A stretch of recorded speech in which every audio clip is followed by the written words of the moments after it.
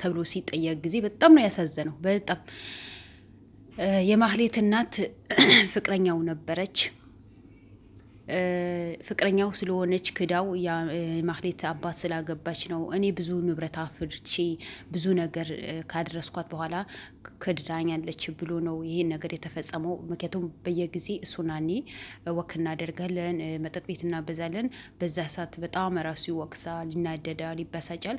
ምንድን ነው ይሄ ጉድ በሙሉ ለምንድነው እንደዚህ የምትሆነው ብዬ ስጠይቀው ጊዜ ተክጃለሁ፣ የተከዳሁበት ደግሞ አስመልሳለሁ፣ ማንም አያሸንፈኝም፣ አስመልሰዋለሁ ብሎ ብዙ ጊዜ ያወራ ነበር። እልህተኛ ነው እና በመጨረሻ ደግሞ ያ ነገር መርዝን ቀሞ እውነት ሰራተኛ ሳትሆን ያው ነፍስ ገዳይ ሆና ነው እዛ ቤት የገባቸው ነበሩ። ነፍስ ልትገድል ነው፣ የሰው ነፍስ ልታጠፋ ነው እንጂ እውነትም ሰራተኛ ሆና አልነበረም። የሱ ፍቅረኛ መሆኗን ሆና እዛ ቤት እንደማይታወቅ አርጋ ገብታ ነው ህይወታቸው እንዲያልፍ ያደረገችው። ከዛ በኋላ ደግሞ ንብረቱ በሙሉ በመስፍን እጅ እንዲሆን መስፍን እንዲቆጣጠረው ያደረገው። እነዚህ ልጆች ደግሞ እንዳያቸው 2 ዓመት ግማሽ እስከ 3 ዓመት በሉት በመስፍን እጅ ነበሩ። እነዚህ ጀግኖቻችን ዘላለምና የነስራይን ታግለው ለፍተው ህይወታቸው መስዋዕትነት አድርገው መላ በእነሱ ዙሪያ ያሉ ጀግኖቻችን ህይወታቸው መስዋዕትነት አድርገው ነው ከዛ ካሉበት ስቃይ እንዲወጡ ያደረገው። ግን በጣም ነው ያሳዘነችኝ ማህሌትን። ወንድሜ ተሽሎታል፣ ወንድሜ ጥሩ ቦታ ደርሰዋል፣ እኔም ደህና ነኝ። ወንድሜ አሁን ያለበት ሁኔታ ደህና ስለሆነ ያው እንደምታውቁ ማህሌትን ውጭ ሀገር ሂዳ እንድታከም ትእዛዝ ተሰጥቷታል። ዶክተሮቹ ነግረዋታል በአስቸኳይ ሂዳ እንድትኖር። ምክንያቱም ይሄ በሙሉ ያደረገው በመስፍን ላይ ጥቃት ስለደረሰባት፣ መስፍን ተደጋጋሚ ጊዜ ስለደፈራት ያ ነገር ደግሞ ጉዳት ደርሶባት ውጭ ሀገር ሂዳ እንድታከም ተደርጎ ነበረ። ግን እሷ ወንድሜ ሳይሻለ ወንድሜ የሆነ ቦታ ሳይሆን እኔ በፍጹም አልታከምም፣ መስፍን ደግሞ የምጠይቀው ጥያቄ ስላለኝ ያ ሁሉ ሳይመለስልኝ እኔ ሕክምና የሚባል ነገር አላደርግም ብላ ነው እምቢ ያለች የነበረው። ግን አሁን ደስተኛ ሆና ወንድሜ ተሽሎታል፣ ያለው ሁኔታ በጣም አሪፍ ነው፣ ስለዚህ እኔ ሂጄ እታከማለሁ ብላ ነው ለነስራይ ልትነግረው ለሎላችን ተዘጋጅታ ደስታዋ ልትነግረው ነው የመጣችው። ነገር በደስታዋ መሀል ደግሞ ሀዘን ሰምታለች። በጣም ነው ያለቀሰችው፣ በጣም ነው የከፋት።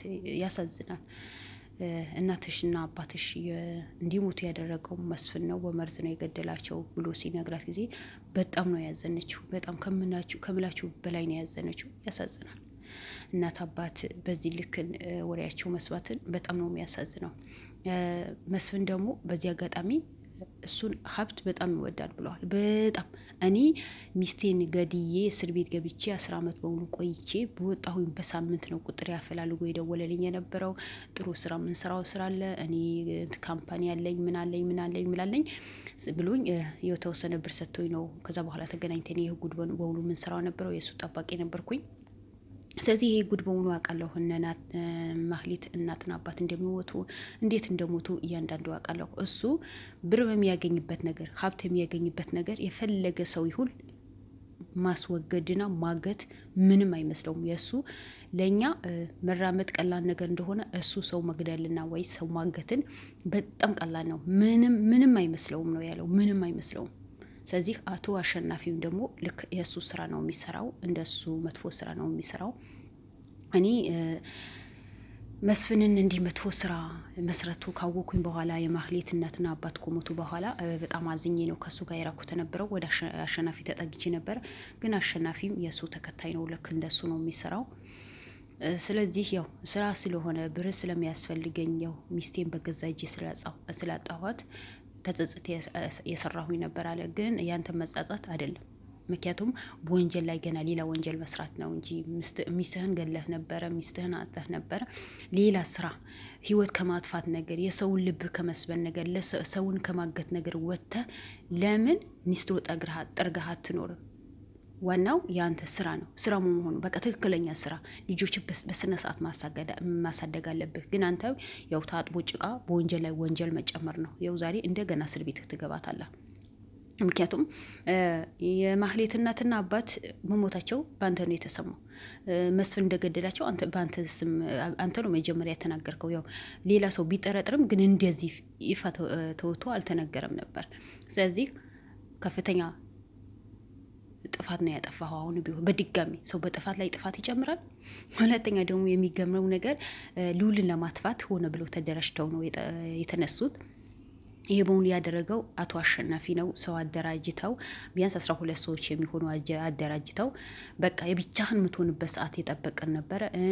ልጅቷ ደግሞ እንደሰማችሁት ከልዑል ጋር የሚሰራው ጓደኛ ፍቅረኛውን ይሄ በሙሉ ያደረገችው ዋና የሁላችንም ፋይል፣ ቪዲዮ፣ ኦዲዮ ምናምን እንዳለ በአንተ እንጂ ዋና ማስረጃ የሚባሉ በአንተ እጅ እንዳሉ እናውቃለን። ስለዚህ ያ ማስረጃዎችን ስለምንፈልግ ያ ማስረጃ እንድታቀብልን ነው እያንዳንዱ እሷ አስተምረን ጎትተን ብርን በብዛት ከፍለናት ያ ማስረጃ እንድታወጣ ነው ያደረግነው ነበረው። ከዛ በኋላ ደግሞ አንተ ማንም በሌለበት የብቻህን በሆንክ ሰዓት ምንም አይነት መረጃ እንዳይገኝ አድርገን ነው አንተን ለማጥፋት ተዘጋጀ ነው የነበረው። ውሳኔም ተሰጥቶን ነበረ። ግን ሁሌ ከአንተ ጋር ስንወጣ አንተ ፍለገ ስንወጣ ጊዜ አንተ ሁሌ ከሰው ጋር ነው የምትወጣው፣ ብቻህን አንድ ቀን አትወጣም። ግን ሆነም ቀረ አለ። የሚገርማችሁ ነገር ሆነም ቀረ አንተ ሁሌ ብቻህን ከሰው ጋር አትሄድም። አንድ ቀን ብቻህን ልትወጣ ትችላል። እስከ መቼ ከሰው ጋር ትሄዳለህ? ያን ቀን የጠበቅን ነበር።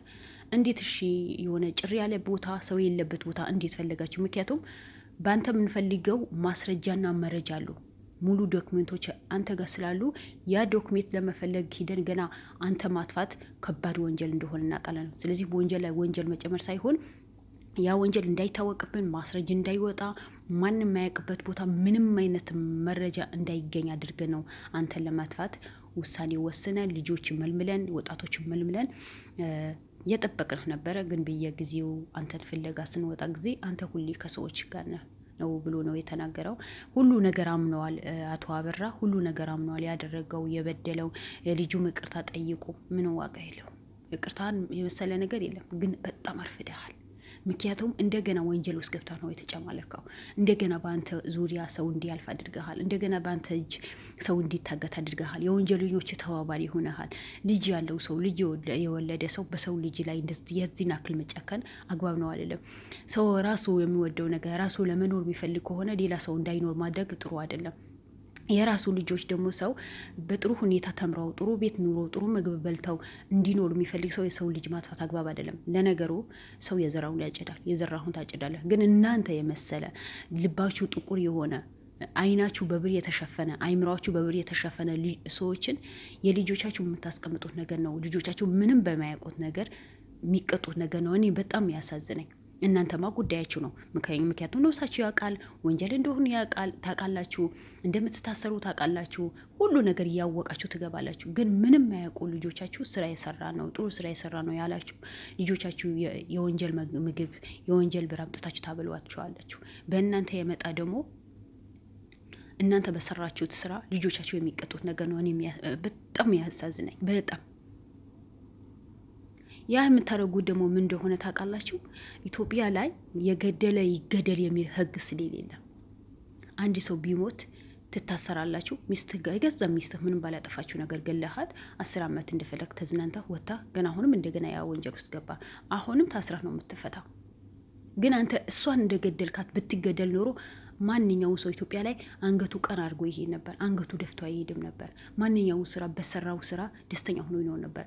ሀብታም ሆኖ መኖር አይችልም። ድሃ ሆኖ መኖር አይችልም። አንድ ሰው መኪና ከያዘ መንቀሳቀስ አይችልም። ለምን ትገሉታላችሁ? እናንተ ትዝናናላችሁ። እስር ቤት ትገባላችሁ፣ ትበላላችሁ፣ ትጠጣላችሁ፣ እንደፈለጋችሁ ተዝናንታችሁ ነው የምትኖሩት። ግን እናንተ ሰውን በገደላችሁ ልክ እናንተ ብትገደሉ ኖሮ የአሬት ሀገራችን ላይ ሰላምን ፈጥረት ትኖር ነበር። ሁሉ ሰው በነጻነት ይኖር ነበር። እኛ እኮ በሰው ሀገር በነጻነት እኮ ነው የምንኖረው። በነጻነት ዘና ፈታ ብለን እንኖራለን። አገራችን ላይ ግን በተወለድንበት ባደግንበት ሁሉ ነገራችን እዛ ሀገራችን ላይ በሆነበት እናት አባቶቻችን ሀገር ላይ መኖር አይቻልም። መኖር አይቻልም። ሰቆቆን አንድ ሰው ስልክ ይዞ ገብቶ መውጣት አይቻልም። ግማሹ ህዝብ ሌባ ሆነዋል። ግማሹ ህዝብ ደግሞ ማጅራት መቺ ሆነዋል። ለምን እንደዚህ ነገር ይሆናል? አንድ ጥፋት አትፈታቸው፣ በሁለተኛ ለምን ደግሞ አትታረሙት? እንዴ እናንተ ህይወት እንደምትኖሩ መኖር ትፈልጋላችሁ አይደል? ሌላ ሰው እንደዛ እኮ ነው። ሁሉ ሰው ሊኖር ይፈልጋል። ሁሉ ሰው ልጁ ሊያሳድግ ይፈልጋል። ለምንድን ነው በዚህ ልክ ጭካኔ ሀገራችን ላይ? ለምን አሁን አቶ አሸናፊ የሚባለው ሰውዬው ደግሞ ያለበት ቦታ ወስጄ ጠቁማለሁ፣ እሱም እንዲያዝ አድርጋለሁ ብሎ ቃል ገብተዋል። ማለት ያጠፋው ነገር ሁሉ ነገር አምኖ ይቅርታ ነው የጠየቀው። ይቅርታህን ግን ረፈደ። የሰው ልጅ ይቅርታን መጠየቅ የመሰለ ነገር የለም። ይቅርታን የመሰለ ነገር የለም። ብዙ ወንጀል ሰርተን ፈጣሪያችን ይቅር ይላል።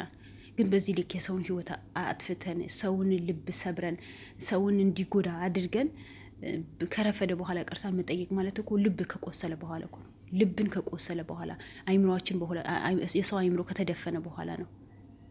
በዚህ ልክ የሰውን ልብ ባንሰብር የሰውን ቀልብ ባንሰብር አሪፍ ነው ባይነኝ እኔ። አተው ይቅርባችሁ። ሁሉም ሰው ሰላሙ ይኖር፣ ሰላም በቃ ሰርታችሁ ኑሩ። ያ ሰው ለፍቶ ደክሞ ነው ያ ስራ የሚያመጣው ያ ሀብት የሚያመጣው። እንደሱ ስሩ፣ ለፉ፣ ደከሙ፣ እንዴት እንደሚሰራ ወቁ። የሰውን ብሬትም አያደርስም። ዞሮ መጨረሻ ላይ ህይወታችሁ የሚያቀማችሁ ነገር፣ ራሳችሁ የምታጠፉበት ነገር፣ ልጆቻችሁ የሚረቁበት ነገር፣ ከቤተሰባችሁ የረቃችሁ ግለተኛ ሆናችሁ የምትኖሩበት ሰዓት ይደርሳል። ከዛ ሁሉ ደግሞ ራሳችሁ ንጹህ አድርጋችሁ ጽድት ብላችሁ ያለው ስራ ሰርታችሁ መኖር ነው። ልጆቻችሁ በንጹህ ገንዘብ አሳድጉ። ልጆቻችሁ በንጹህ ገንዘባችሁ አስተምሯቸው። እናንተ በሰራችሁ ልጆቻችሁ አንገታቸው አይደፋ። እናንተ በሰራችሁት ኃጢአት በሙሉ ልጆቻችሁ ደግሞ ልባቸው መሰበር የለበትም። ስራ አትስሩ አይደለም ግን ሰውን አትገቱ፣ ሰውን አትገሉ፣ የሰውን ሀብት አትቅሙ፣ የሰውን ልብ አትስበሩ። ለምን ያው ዛሬ ማህሌት በደስታዋ ቀን እንዲህ ልቧ ተሰብሯል። ያለፈ ነገር ቢሆንም ያም በምን ይከፈላታል? ምን ቢሰጣት እንዴት ያ ልቧ ይመለሳል? ሁሌ ልቧ እንደተሰበረ ገና አሁን በድጋሚ ልቧ ተሰብሯል። በደስታዋ ላይ ሌላ ሀዘን ጨመረችውበት። ብቻ አላቅም። እስከ መጨረሻው አላህ ያሳምርልን፣ ኻቲማችን ያሳምርልን። ሁሌ ጥሩ ስራ ለመስራት እንሞክር እንጂ መጥፎ ስራዎችን ለመስራት አንሞክር። መበረታታትም የለብንም። እንደዚህ የምትሰሩ ሰዎች በሆኑ የእጃቸው ማግኘት አለባቸው እላለሁ። ወሰላሙ አለይኩም ወራህመቱላሂ ወበረካቱ። ውድ ቤተሰቦቼ ላይክ፣ ሼር፣ ሰብስክራይብ አድርጉ።